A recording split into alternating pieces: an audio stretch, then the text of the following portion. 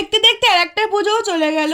So hi everyone, good morning. তো জগদ্ধাত্রী পুজোর আগের দিন মানে ওই বুধবার দিন আমি গেছিলাম দাদু বাড়িতে। এদের মুখগুলো দেখো কি কিউট না। আর যাওয়ার সময় একটা দোকান থেকে কচুরি খেয়ে গেলাম। এই দোকানে কচুরি আমার মায়ের দুজনেরই খুব পছন্দ।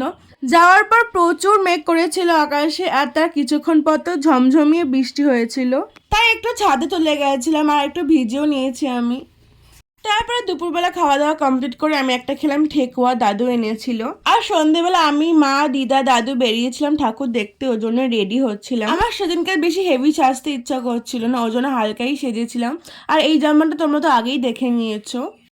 তারপর আমরা বেশ কয়েকটা ঠাকুর দেখলাম, আর রাস্তাঘাট খুব সুন্দর করে সাজিয়েছিল, প্রত্যেকটা প্রতিমাই খুব সুন্দর। দেন আমি ফুচকা খেলাম, আর সেদিনকে না আমি প্রথমবার 50 টাকার ফুচকা খেয়েছি আর কি। দেন মায়েরাও চা খেলো। তারপর আরো বেশ কয়েকটা ঠাকুর দেখলাম আমরা। আর সেদিনকে আমার খুব বিরিয়ানি বিরিয়ানি মন করছিল, ওই জন্য আসার সময় বিরিয়ানি নিয়ে চলে এলাম। সো বাস এটুকুনি ভিডিওটা, দেখা হচ্ছে অন্য একটি ভিডিওতে। বাই।